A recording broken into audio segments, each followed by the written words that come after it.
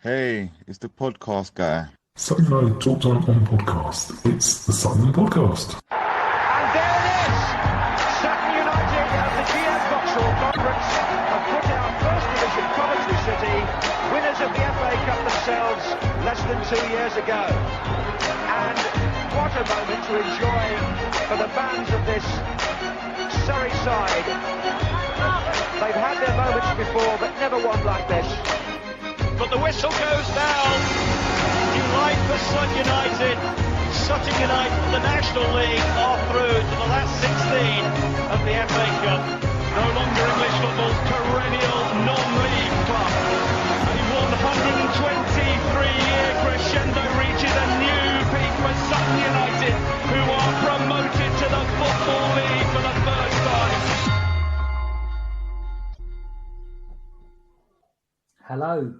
Welcome to what was supposed to be a nice, smooth, professional version of the 100th episode. But why change the winning format? 99 episodes of dog shit is followed up by 100 episodes. But I'm delighted to say I've got some very good, supportive guests who would never mock me. Joining me on today's panel is Andy. Hello, Andy. How are you? Good evening, sir. I've also got Claire. Hello, Claire. Hi, Mike. Hello. And I've got Dan. Hiya, Dan. How are you? Not too bad, mate. Happy to be here. Good, yeah. I'm sure you are. Well, I was going to use the example of hopefully I thought things were getting better of Claire sending me a comment the other day of the Steve McKinnon interview you did has all got the post-conversation chat in the background. And I was like, damn it, I thought I was getting good at this, but clearly I'm still not getting good at this. Yeah, there's nothing else planned. You'll be pleased to know that was it. Just a nice smooth start to the show was my only plan. Anyway, thank you for letting me interrupt your bank holidays and give you a little bit of comedy. Yesterday, who enjoyed it? It's all right. Before the others joined, I think I said to you, I enjoyed it once it was done, but before, like whilst it was going on, not so much. It was all a bit stressful for me because I'm the eternal pessimist. Yeah, it's a weird one because loads of people keep referring it to as a derby. Wimbledon fans are all getting very excited saying, because we've beaten them, saying it's not a derby. And a lot of us are going, well, it never was. I'm not interested. Where do you stand on the local rivalry type thing? I suppose you could call it. I suppose you could call it a local derby because we're only 5 miles apart. So there's a certain locality thing to it, and that's usually the old-fashioned way of calling it a derby. I don't think there's a rivalry, just simply because we've never played each other. We've never been in the same league until this year, ever. So, we passed each other. I think they still see us very much as a non-league club. I think they see us massively as beneath them in that respect, isn't there? There's an element of there's definitely a bit of that patronising pat on the head. One day they'll be, in the dizzy heights somewhere, and we'll be back where we belong as far as they're concerned. But thank you for your 6 points on our first ever league meetings. Yeah. It's been a blast.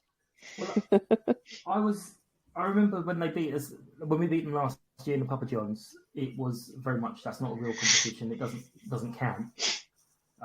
So if the Papa John's doesn't count from last year, it also can't count from this year. And also, if the Papa John's doesn't count, then the Surrey Senior Cup doesn't count. Therefore, they've never beaten us, apart from a friendly. I'm only taking their logic. But yeah, it was interesting. There was a lot of talk about their wind-up merchant, Pelland, who is supposed to be a master, but clearly paled into insignificance compared to the wind-up Yoda of Craig Eastman. What a fantastic figure of a man. I thought he was quite subdued, apart from the one celebrating a goal. I really wish someone down that end took a picture of it, because that would 100% be my wallpaper lock screen. It would be everything. But in general, what were your thoughts before the game? Were you, Andy, we'll hear from you. Were there any expectations? What were your thoughts? I thought we'd get something out of the game. I knew they've been on a really good run since we beat them last time. But the last few weeks have really shown that, well, actually, we're starting to click a lot better. So for me, I mean, going back to the whole kind of rivalry derby thing, couldn't give a toss. It's just another team. It doesn't matter if they're 4 miles away or 300 miles away. You've just got to beat what's in front of you. So, yeah, for me, it was just like another game. If we won it, great. If we lost, I would have felt the same as if we lost against Leyton Orient or whoever. But yeah, thoughts before the game was, no, I think we've got a good chance here, because we're really beginning to fire. And then that first 20 minutes, it's like, yep, we're back to last season now, aren't we? So yeah, that's where I was. Yeah, and Claire, you're ahead of the match. I know you said you were nervous, and yeah, I just really wanted. I really felt like we turned a corner recently, and things were starting to kind of align nicely, and we'd had a couple of wins, and I just thought, oh, they're on a bit of a good run. If this is the end of the beginning of our good run, that's not really how I want it to happen. And I just thought, if we can do this one, then I think we really have turned that corner, and things could be back to their brilliant best, and we could start doing stupid things like talking about how far off we are off the playoffs and stuff like that, because I love that. Well, I said to someone a Wimbledon thing beforehand, I wrote something out from, and I said, bizarrely, because we've had a bad run, expectations have been managed a bit better, and people have kind of taken a bit of a reality check, which means that we're now looking forward to a very good run and things going really, really marvellously well. So, Dan, were you of a similar opinion of? I'd have taken a point in a heartbeat before the game, just to keep our own little, coming out of Christmas with 7 points would have been brilliant. They were on a great, they were on a really good run of form. We've just seemingly turned the corner. We've got a couple of players coming back fit. Ali's back, Ben's back. So, yeah, I'd have taken a point beforehand, but it just showed you what we can do when we can get our first choice 11 on the pitch, because we absolutely ruined them first 25 minutes. They didn't lay a glove on us, and we should have been 3 or 4 up. And it's a shame that it wasn't over as a contest by half time, was because it should have been. But the lads. I mean, that's easily our best 90 minutes since the win down there. We've put together a few good halves this season, but we've not put together many 90 minutes, and that was a good one. I mean, even at the end, after the second goal, they had that one header from Hudlin, and that was about it. They didn't really cause too many other problems, and we saw it out at the death with even through the usual dreaded 6 minutes added. We saw it out without too much trouble. So it was like, good performance. Really pleased with the way it went. So, yeah, I mean, huge gate for us, obviously. Some dispute whether it's the biggest gate for a league match or not, sort of going back in the midst of time. But I think Dave F said, okay, well, one thing we can definitely establish is the highest grossing league match we've ever been involved in. So bizarrely sold out 5,049. Why we can't squeeze one extra space in there to make it 5050? I don't know, but it's really, that's the council for you, making me twitch a little bit. But but yeah, it was load of people in. I did kind of chuckle a little bit because people are kind of, even the newer ones are embracing a fairly sedate atmosphere. Because when the Wimbledon fans started chanting, "Is this a library?" there was a whole load of people just going shh We're like, we know you're supposed to be doing this against us, but we're going to throw this back at you a little bit. I like that. That chant winds me up because would you walk into a library and start screaming? No, you wouldn't. So be respectful and shush. I also think we should start retorting with please check your books back in. Something. Please keep quiet. But yeah, I mean, it's a sort of an extension on the whole thing of, is that all you bring away and all that kind of stuff. Yes, it doesn't give you any points. I'm sorry. I'm really terribly bad to break this news to you, but you don't get any extra points for more fans making more noise. But in general, how was a nice big crowd for you guys? Yeah, it's just makes it harder to get a beer. That's the main argument. It's just a pain in the arse trying to get a pint before. So it's nice to see. We've had a couple of sellouts last few years, haven't we? So we know kind of what it's like now. But yeah, it was nice to see it for a league game. It was, and I didn't feel as busy as a couple of the cup games we had in that run. I thought there was more room around. So maybe that's just my brain. No, I think some of that might be because when you think back to, I mean, particularly the Arsenal game, there was a lot of like infrastructure to film things, wasn't there? And there was big gantries and stuff and pylons up and God knows what else. So I feel like that perhaps encroached a little bit on some of the space that we had before. But yeah, it was. It's nice, isn't it, to think that we're selling out. It'd be lovely to do that every week.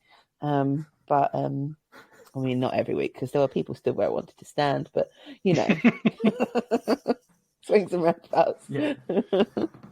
Did anyone stand in your spot, Mike, or did you get there at 1:30? I got there very early.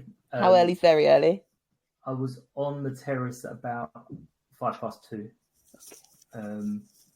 I did put a little video up on Dan's thing of we got to the fan zone.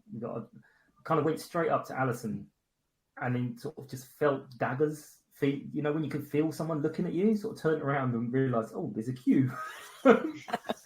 Sorry, not used to this. I've been over this. 2 queues at a bar. Seriously, yeah, I know it was very much. It's one of the few things this country has as a culture is going into a pub or a bar and ordering a beverage of some description. You don't queue. It's the one thing British people shouldn't queue for. You go to the bar, you catch the bar person's eye, and they serve you a drink. Exactly. Queuing does my head in. I'm sorry. Yeah, there was space in front of Alisson. She was there, and I was like, clearly... Did you turn around and say, do you not know who I am? And just look at the I'm the podcast guy. Yeah. Podcast guy. I was with Josh, and I kind of turned and went, oh, there's a bit of a queue. And then, so I was like, oh, do you know what? No, you know what? So we went back and joined the end of the queue, and then the 2 people in front of us just couldn't make up their minds. It's like, there's like 4 drinks of choice of. What's wrong with you? But then I took a nice little video, and just after I posted it, I thought Ed's going to go nuts because the queue ended up snaking into the marquee and going around a little bit. And I was like, well, if Ed had been there, then he could have helped behind the bar. Yeah, he might not see this, but never mind. But apart from the no biz and it being a little bit more crowded, how was it for you, Andy? I mean, I know you love the food. We'll talk about the food. Oh no! I actually quite rarely eat at the club now. So yeah, when you saw me tucking into a burger on Thursday night against Gillingham, that was more of a rarity these days. But no, I got there even earlier than you. I was there by 1:45. Had my cup of tea, had the space. It was fine. Felt snug. Was very pleased I was undercover when that bizarre little rain cloud came over at half time. It just felt it felt like it felt like it did when we played AFC Wimbledon in the FA Cup those seasons back. No different. Yeah, no, it did feel good, but we're kind of getting used to it because the Gillingham match, when they announced 3-3, I was honestly looking around going, it doesn't feel like there's 3,000 people here. So it's kind of strange how you kind of get used to it more and more as it goes on. I guess that TARDIS terrace holds a lot more. Well, not a guess. I know because I stood on it and went, "Oh, this is a lot deeper than I expected it to be." But yeah, I mean, brilliant. Hopefully, we push on. Let's push our average back up to over 3,000 now, and any sort of people coming out of interest yesterday would have been thinking, "This is good stuff." So, Will's goal. Who wants to talk me through Will's goal? Go on, Andy. I know you love Will. That was a absolutely typical Will Randall goal. Exactly what he does. Cuts inside, switches foot, finds a space, scores. I think, apart from the one that obviously went in via a corner, I think pretty much every goal he scored this season has been almost identikit to that. So, yeah, cracking. Yeah, and Josh has begged me not to mention the fact that he was saying last week that he just wants Will to stop cutting inside and actually cross the ball. And as soon as he did it and scored, just like, oh God, don't bring it up. I'd actually forgotten until this moment, Josh. Thank you very much, young man. You've reached 21 years of age and you haven't worked out not to remind me of this shit. But yeah, so that was all good. Their goal, I disagree with you slightly, Dan. I think it was a free kick, but I think the way if you see on the video the way he goes down, it's just it was so soft, and then he completely ignored one barely a minute later on Eastie at the far end, which was way worse, and then gave us a free kick seconds later on the touchline for one that was softer than Hudlin's. It was just it's just a crap free kick. Yeah, I think what made it worse is the ref waited about 5 seconds, and then he let play. Flag. So it was like, well, hang on, if it's a free kick, the linesman not shouting at you, it's a free kick. Nothing's happened. What's made you suddenly go, actually, yeah, we will bring that back? So I think that made it worse. I think if it was given straight away, be less. I don't know whether the linos have to signal or because they're all mic'd up. You don't know if the lino's gone. That was, and he's then that's why it took that few seconds to blow it back. But yeah, it was a crap free kick.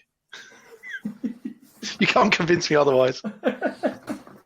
But then Ali had a shot from distance, which he didn't do the other night. I don't know why, but he had a good shot, which was then parried. And normally these things they don't fall for us, but Omar, who realised he was about to be subbed, decided to put in that little extra burst of energy and got there.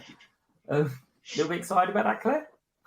I mean, yeah, it was quite something, wasn't it? I have to say that I agree with you earlier that I really thought that we could have had way more in the first half than we ended up having. It was almost disappointing not to have gone in at the break, kind of 3 or 4 up, if I'm being entirely honest, as greedy as I want to be. But yeah, it was a good one, that. Yeah. And it just came after their chant. I don't know, does anyone remember what they were chanting at that point? That was funny. Yeah, they literally had started into Sutton get battered as we took the free kick. That was beautiful. Like that time. It was wonderful timing. Like poetic justice, isn't it? Really. Yeah, reminded me of Bromley away a few years ago in the Conference South, where they started singing "Can We Play You Every Week?" just as we went and scored twice in about 2 minutes. So it was perfect timing. It was chef's kiss stuff. It was great. It was a really wonderful moment. German phrase for the play with German links. I'm not going to try and pronounce it, but I know there's a German phrase for it. Schadenfreude? I don't know. Schadenfreude. That's it. That's the one. Yeah, is that it? Thank you. It might be wrong, but who cares? But also, to get into this team now, we've got Dave, the Irish fella, coming back. How's your boy? I don't know, but after all the attention that he was subjected to in the bar last night, I'm not convinced he wants to be back anymore. Yeah, poor sod. He must have been still on that chair doing strikers, okay, thinking, what the f- have I got myself back into? I'd just forgotten what a complete nut house this place was. His blue sequin jacket on, going, Jesus Christ. But yeah, I mean, I'm just curious, at what point has Matt started making the phone calls going, he's not playing, send him back. Did he leave a day, a week? What's it? But yeah, good to see him back. Andy, what do you reckon on that and coming back into the side? Yeah, great news, obviously. I mean, the guy's class. I kind of hope that we get the first half of the season David Adjiboye back rather than the second half of the season. But I think, bearing in mind, he's pretty much not played this season. Yeah, but certainly not really since August. This is probably his first half of the season, so I'm quite happy.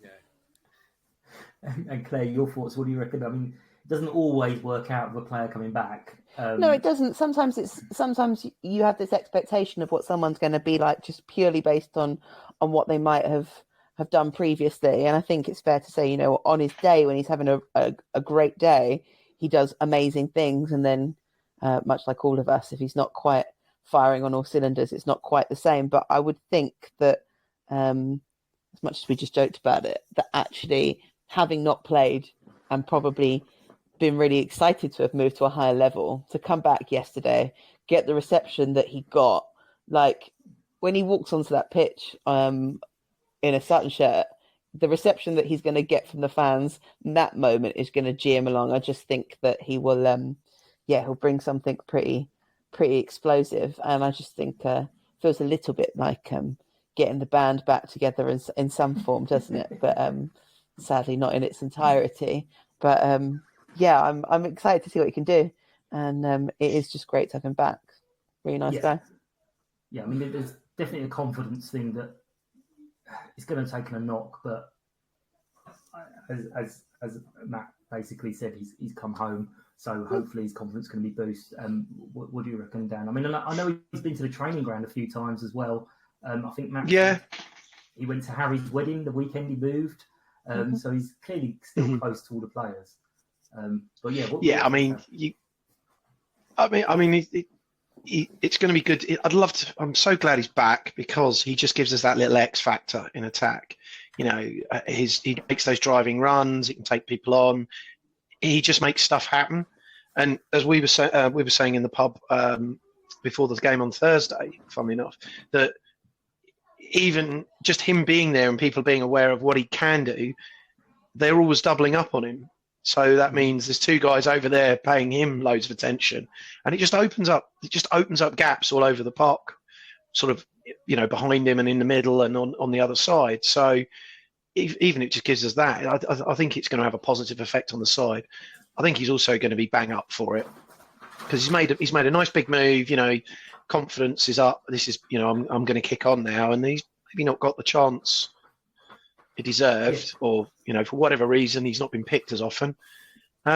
So yeah, he's going to be fresh, raring to go, I reckon. So hopefully it can be, you know, the start of a good little run for us. But I think there's definitely a positive signing. It's just got everybody up. He'll be happy he's back after Claire said the reception he got, and also everyone knows what he can do in the past, what did for us in the past. So definitely a positive signing. And is anyone else just allowed themselves a tiny little dream of, what if Max comes back as well? Ridiculous. That's not going to happen. Oh, but what if it did? We've been discussing this extensively, Dan, haven't we?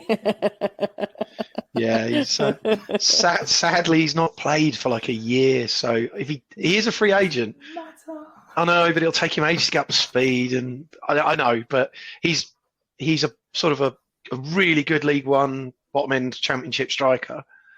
To get him, and he's still only 32. Yeah. I don't think it will happen. I have an inkling that he's retired in all but he's not announced it. I think he's just kind of he's in France. He's still training, it looks like, but he's not training with anyone or a club or anything like that. So I'd love it. I would love to see him back. Because even if he was half fit and he was half the player we had sort of 5-6 years ago, then he's going to upset a lot of people. Yeah. We're going to mute Dan because we don't like that. Let's check we got him. Let's check we got him. Come on. So what do we feel about the league now in general? A couple of weeks ago, we were still looking over our shoulders. I did kind of say, well, actually, if we're going to look at the points above relegation, we need to look at adding on those same number of points and see where we are from the other end. And we're 20 points now above the relegation spots. If you add on those 20 points, we're first. So we're kind of dead mid-table, and we're 12th. So we're dead mid-table. Do we think we're going to get this push on, or do we think that we'll be happy? I know a couple of people have put up their new predictions, and we're like 9th or 10th. But do we think we can get those playoffs? I do. I'm just going to say yes. I do. I said this yesterday to several people. It's not in my nature to be optimistic in any way, shape, or form. But I declared it to several people yesterday that, playoffs. I think we're going to win them. Easy. That's a step too far, but okay.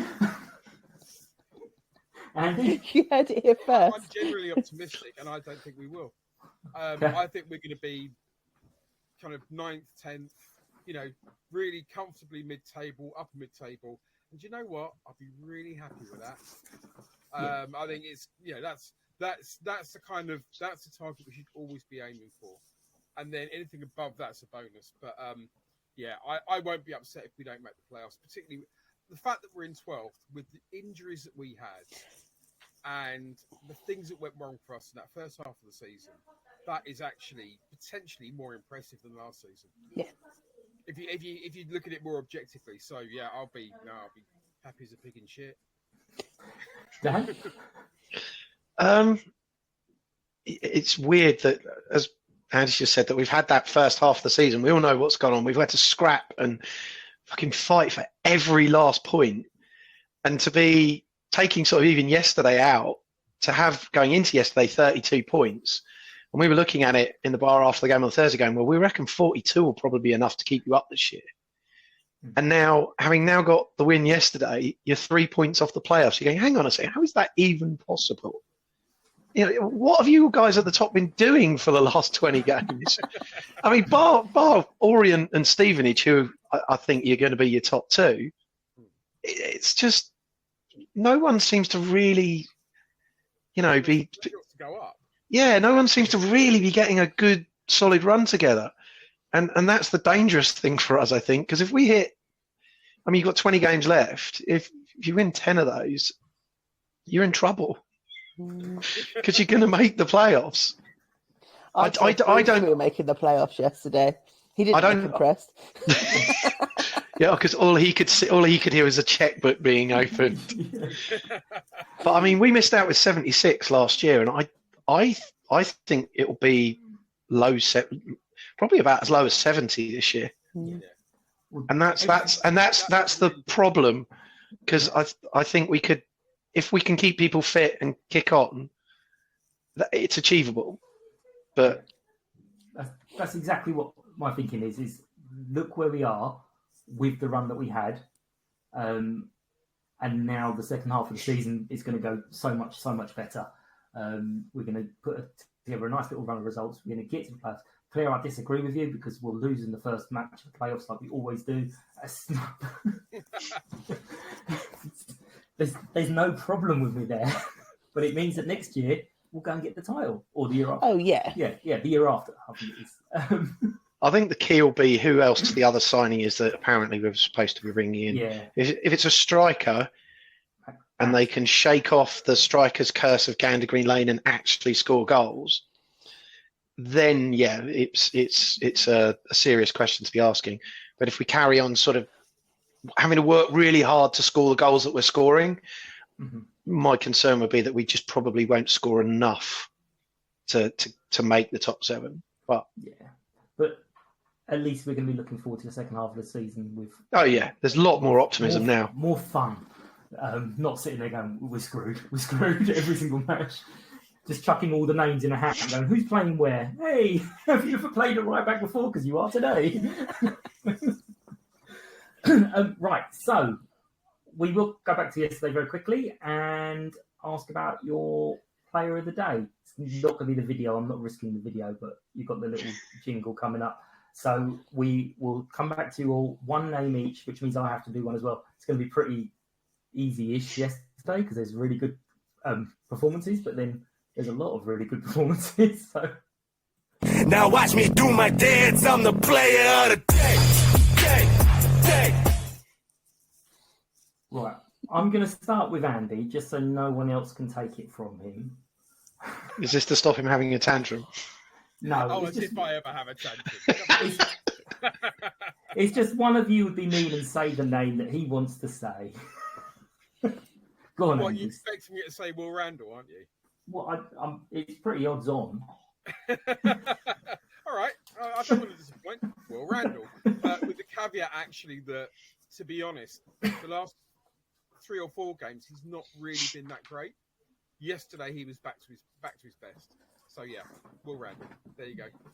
Absolutely, yeah, brilliant game yesterday. One of those you're sitting there going, "Yep, that's why we pay our money." But yeah, excellent. Claire, who's your choice? I was going to pick Will Randall, not just to wind Andy up, but just generally because, yeah. But I'll go with Omar. Omar, lovely. And Dan. Oh, I'm going to have to pick an easy one now. I had a couple lined up. I actually thought Craig Eastman was incredible yesterday. Just ran the game from midfield everywhere. On another day, he probably could have had a couple of goals himself. I know he's been picked in this pretty much every week for about the last 3 months, but yeah, he was superb. If I hadn't have picked him, I'd have picked Jack Rose actually. So just to That was the 4th name on my list, and that's who I'm going to go with because he was the 4th name on my list. So all right, you can have that. I'll mention Ali Smith then. Let him have an honourable mention because I thought he was really good yesterday as well. Yeah, no, he's the one for last week was actually the first time he's been nominated that we won the match. All the others, I think he's had something like 4 losses and 2 draws. Who's that? Easty. Yeah, so he's running away with it at the moment. He's right at a age of 32 now. He seems so much older. It feels like he's been here for years. Thank you for taking the time to listen to Sutton United Talk Time on podcast, the Sutton Podcast. If you are new to the show, hello, and you are very welcome. Hope you enjoy what we do. It's a very simple format. We get a few people on to talk about the game that's just gone, and then we preview the next game coming up. We are available on most podcast platforms where you can listen, rate and review. If you find that we're not on your preferred platform, please let me know and I'll sort that for you. If anyone would like to support the podcast, you can find out how with more information on the website, which is www.suttonpodcast.com, and there's a tab where you can find out how to be a guest as well. Please find us on Facebook, Twitter, Instagram and TikTok with the username @SuttonPodcast. Every like, follow and share is really appreciated.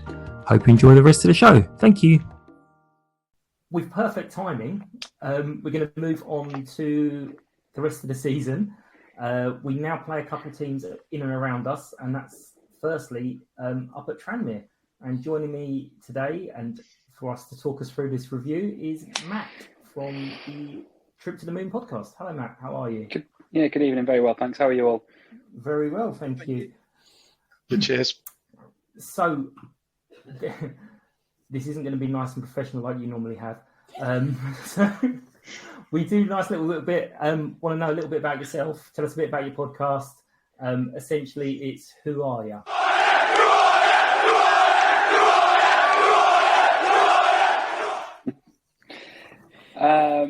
So we're the Trip to the Moon podcast. Basically, we do 3 shows a week. One is a match review every weekend. One is a interview with a former player every Tuesday, and one is a look ahead to the weekend's game and every news item that may have broken about the club over that week, which comes out every Thursday. So busy. We find just about enough things to talk about. But when you have a turnover of players like football clubs seem to have over the last decade, you also always seem to be able to find a former player to speak to. So there's no problems on that front. No, guys, he's lying. It's really difficult to get former players. Once a month is enough. I'm not doing one a week. That is not happening. 3 episodes a week, Mike. Come on, fuck up. You need to up your game, mate. Did you see my face? Jesus. So what's the Trip to the Moon bit all about? So we had a manager called Johnny King who won 3 promotions with Tranmere as a manager, 1 as a player. Probably most famously from between 1987 he came in and he saved Tranmere from being relegated out of the Football League, and by the time he was sacked in 1996, Tranmere had been in 3 playoffs to get into the Premier League. So he had quite a lot of success, but he was also quite a wordsmith, and he had a certain way with words. He described Tranmere as the deadly submarine, with Liverpool and Everton being your big ocean liners like your Queen Mary. He used to call John Aldridge the gunslinger. And he always said that he wouldn't promise anyone success at Tranmere, but he'd take them on a trip to the moon. So that's where the quote comes from. Ah, very nice. Very nice. So the season for you guys so far, I see various different Tranmere people following, and there's some grumbles. It's fair to say. How's it been so far? It's been a really odd season. Started appallingly, then had a terrific run of 5 or 6 wins in a row and kept 5 or 6 clean sheets in a row. Then followed a 10-match run without a win. Then followed 2 wins just after Christmas against Barrow and against Doncaster, and then obviously on New Year's Day lost to Crewe. So they're one of these teams that they are going to go through peaks and troughs, and when they go through the peaks, it'll be pretty good. And when they go through the troughs, it's going to be really, really bad. And unfortunately, from your point of view, we're one of the teams. You're one of the teams we played during the only real peak of the season so far, when on that run of form. But they're a side who every fan will believe rightly that they should be challenging up for the top 7. But my opinion has always been that the players they brought in this year, I don't know if it was ever the main ambition to get promoted this year. I always think they were kind of looking at next year instead. No club is ever going to come out and say that, because that would be detrimental to your season ticket sales and all that kind of thing, and therefore you'd have even less money to spend. But yeah, that's the way I would look at it. It's they're a young squad, or they've got a lot of young developing players.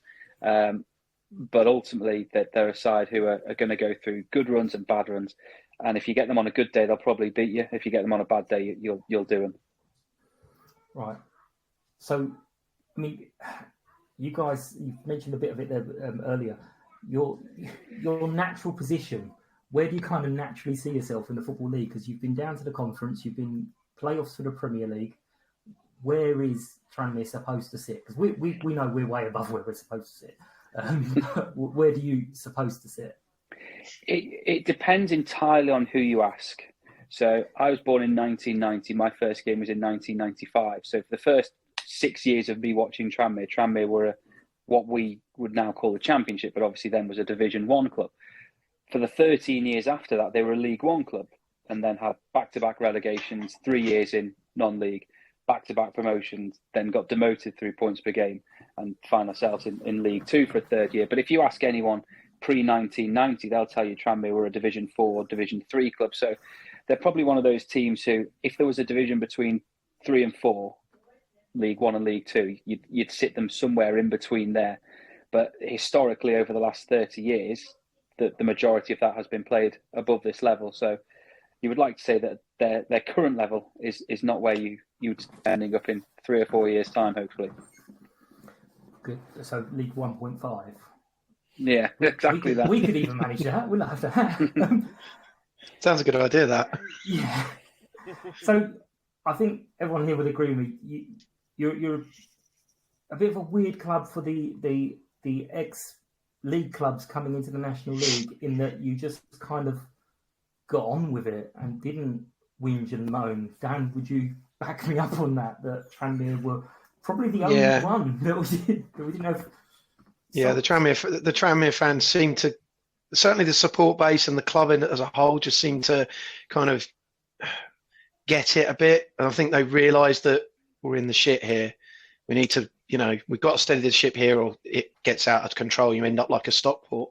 So yeah, they just largely rolled the sleeves up, had good owners who turned it around, and they just got stuck in and got to get back to, the Football League. Whereas everybody else just seems to just have a season-long cry about it, getting turned over by crap like us. But yeah, they didn't seem to do that. And a lot of the support base didn't either, because we went up there in the National League midweek, and there was a load of people as we were coming away from the ground. Everyone was just, there was no hostility or piss-taking or anything like that over a last-minute winner. It was all just, fair play, lads.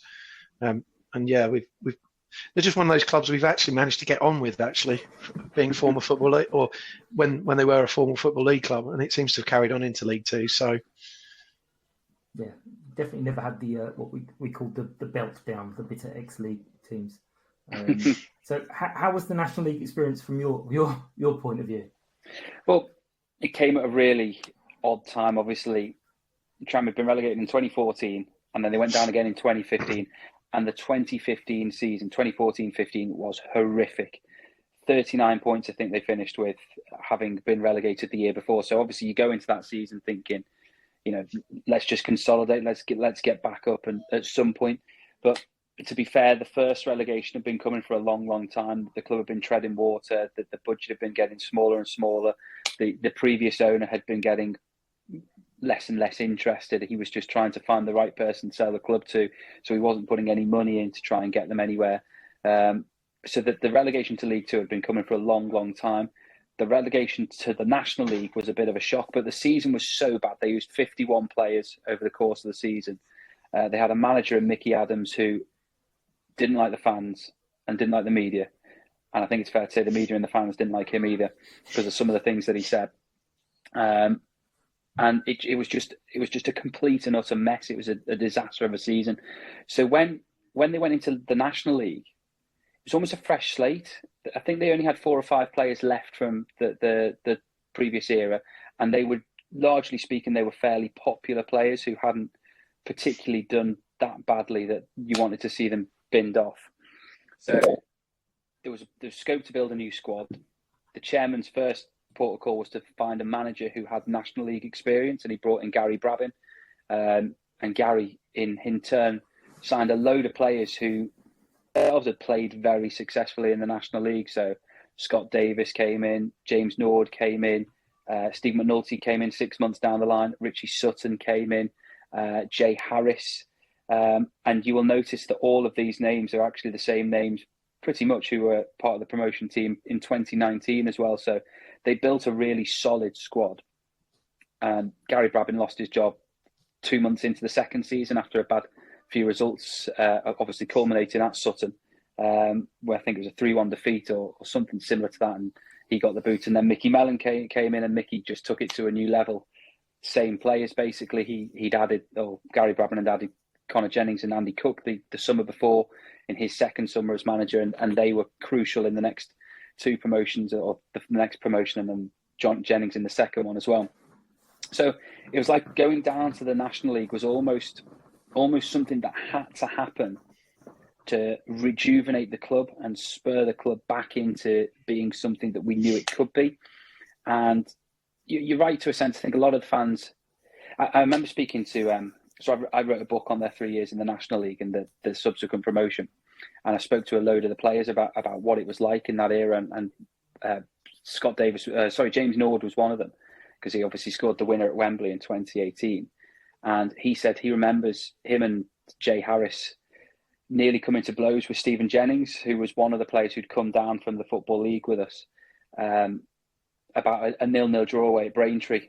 And the players who'd played in the Football League were like, you got to come to places like Braintree. You've got to win. You can't be drawing away at Braintree. And people like Jay Harris and Norwood, who knew what it was like, said actually, Braintree away is a pretty decent result, a 0-0 draw. They're not an easy team to go and wipe the floor with. And I think it maybe took the fans 3 or 4 months to realise what kind of standard to expect in the National League. And that goes for the opposition. It also goes for the referees. It also goes for the style of football. And once they kind of got to grips with that, it almost became certainly when Mickey Mellon came in, it almost became a siege mentality of not an us against them kind of thing, but we're all in this together and we are going to do it come what may. But it was a fresh start, and it was quite refreshing because we'd had those 13 years in League One. I think I'm right in saying we were the most static team in the Football League over that period of time. So not including the Premier League, but every other team had either been up or down a division over that 13-year period. And we hadn't. So we were playing pretty much the same teams every week, and it just got a bit, as much as it's nice to go to a Port Vale or an Oldham or a Rochdale or a Bury because they're quite local to us, it got a bit boring. And going down to the National League, and suddenly you're going to, we obviously rejuvenated our rivalries with Wrexham and Chester, which was brilliant, because fans of a certain age had never seen the rivalry with Chester, a Football League sense. We obviously got to play Guiseley and North Ferriby and all these teams that you'd never. And it won't.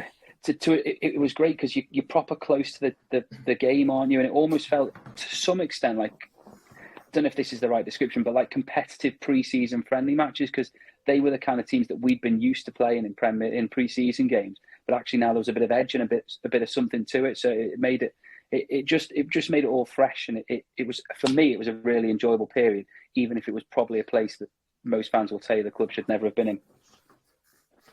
You saw everyone smiling as you were saying all those teams. We're like, oh yeah, remember them. We love them. Not very true. So we will have a quick chat about the game. But before we do, there is one very, very, very important question. The videos aren't working, so you don't get to see the dancing pint glass. But I want to know about the suggested pubs to go to. So it's called Pub of the Week. Oh God.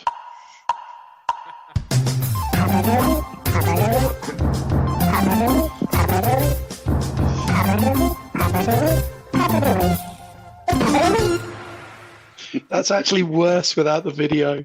Okay. Can I This just guy say does 3 podcasts a week, Mike, right? He's like a pro, and you're digging out that. Just Brilliant. Before we start, we do need to say it's a multi-faith thing. It doesn't have to be God. It can be any deity you want. So we're Dan saying, oh God, it doesn't matter. Just replace it with whatever you want. That was good. That was me singing. Is that what we call it? Sealer, no comment. Comment. And Matt's screen is frozen, apparently.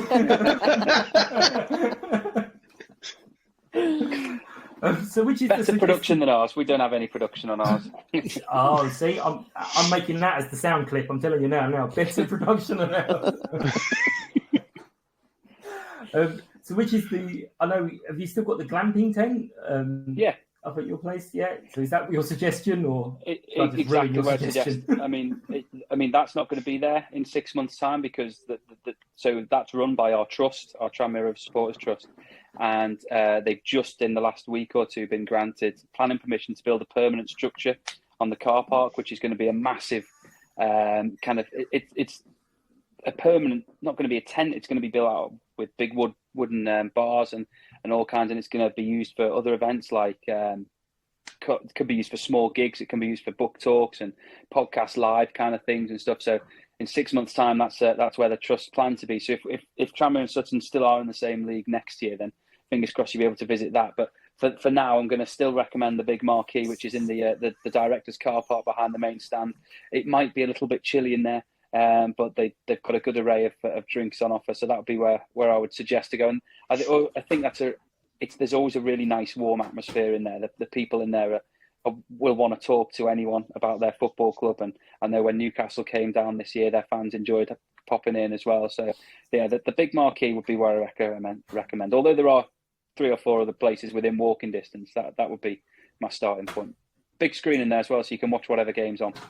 The FA Cup, won't it? Yeah, speaking of which, getting turned over by Aston Villa. So it's the last chance for the glamping tent. That's what you're trying to say. Everyone needs to get in there for their very last chance. Yes. And Claire's going to be bringing her notepad to take notes on what the new plans are. So she's going to take over our car park with brand new structures and all sorts. But what are our thoughts of the game, Andy? We're very close to Tranmere, so not geographically. I'm in the league table, obviously. I've been lucky enough to have gone to every game at Prenton Park, and they've always been entertaining, regardless of how the results have gone. If it's been a 1-0 for us or that midweek 3-2 with the last-minute winner for Tranmere, they've always been entertaining. So I'm expecting entertainment tomorrow. Again, seeing how things are going, I'll take a draw, but anything could happen on the day with the way that the direction we're going. And with Boy coming back on, who knows what could happen. Claire, what do you think? I pretty much, agree with Andy there. I think it just depends. Obviously, this is what we hope is the start of a good run for us. So yeah, I'd love to walk away with 3 points, but if you offer me a draw, I'll take a point at this point. Yeah. And Dan? Put me in the take a point camp. You know, we definitely need to improve away from home. And if we can get the 11 out that we had yesterday, plus add Dave in there, like I say, that should hopefully give us a lot more option going forward. So there's a chance there, but I wouldn't be unhappy with a point away from home. Excellent. Matt, what do you reckon? Well, it's funny you all say that, because last year we were absolutely brilliant at home. I think we had the most points in League Two at home. And you came to our place and won 2-0, and we put in an absolutely insipid performance. We were dreadful. But you're all saying you take a point, whereas this year our home form is pretty appalling, to be quite honest. We lost to Stevenage on the opening day, and it hasn't really got a great deal better since then. We've lost to Wimbledon recently at home. We've lost to Carlisle. Had a couple of draws. One against Stockport. I think we drew against Rochdale as well. So the results haven't been great, but we did beat Doncaster 3-0 at home on Boxing Day. So hopefully a chance to build on that one. Don't know if they'll do any business between now and then in the window. Fingers crossed. They're desperate for a striker somewhere if they can find one. But I don't know. They did play really well for the first 60 minutes at Crewe, despite losing 1-0. And if you look at the stats, they had 23 shots, only 3 of them on target, granted, so that's not great. 13 corners, I think it was 67% or 63% possession as well. So despite the result, I think they still played well. And if they can carry that on, I'd fancy them to do something. But they're not a team who tend to concede and win. So if you can get yourself a goal, you'd fancy yourself for at least a point. But I'll go for reverse of last year. I'll go for 2-0 Tranmere. Okay. Just one other thing. Guys, do we know if Dave likes being called Dave, or does he actually prefer being called David? I don't know. We all call him Dave. Go on, Dave. But yeah, I think it's going to be a good game. I think we're going to win. I'm sorry. So, I know you will give the whole take a point business, but I just think we're going to get the boost and we're just going to go on this amazing run. But we will leave it there. I've taken up a long time of your bank holiday, especially with the fourth start, which was horrendous. I think that's the video that's on YouTube at the moment. Everyone's face is just going, what's going on? It is the 100th episode, and the reason you three were invited on is this is the 13th time for Dan, 13th time for Andy, and technically, 14th time for Claire, but one of them was just the introducing the SLO position. So technically 13th time as well. So you've been on the most times each, which is why you two were on the other week to catch up. That's why it was organised. I've got little spreadsheets and everything. It's amazing. Nice to see it was for our cutting insight. It wasn't just stats padding. No, that's why you were on 13 times. The cutting, or 12 times, the cutting insight. The 13 was the stat padding. All right, fair enough. Thank you all. Thanks everyone for listening. I've worked it out. It's approximately 70 hours of my voice you people have listened to over 100 episodes. That's just awful. And I do apologise so much. There is a fair bit of pub of the week and Who Are You and all the rest of that chucked in there as well. So it might not be all my voice. But thank you all. Where's your anniversary jingle? I didn't do one. We thought you were going to have one. I went blank. That's why we're here. All week I've been. It's the only reason I accepted. Yeah. All week I thought, right, I've got to do something, and just I went completely blank, just completely. So you got off. But what I have done is rather brilliantly, considering how professional and wonderful I am. The next show I've invited several people who have good EFL podcasts like the Lower League Look and Gab Sutton and even Nick from the BBC. So I thought I'll get some nice professional people to come on and talk while I go make a cup of tea or something. That should be coming out actually this week.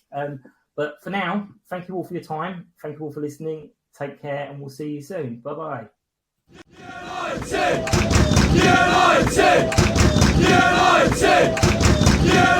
United!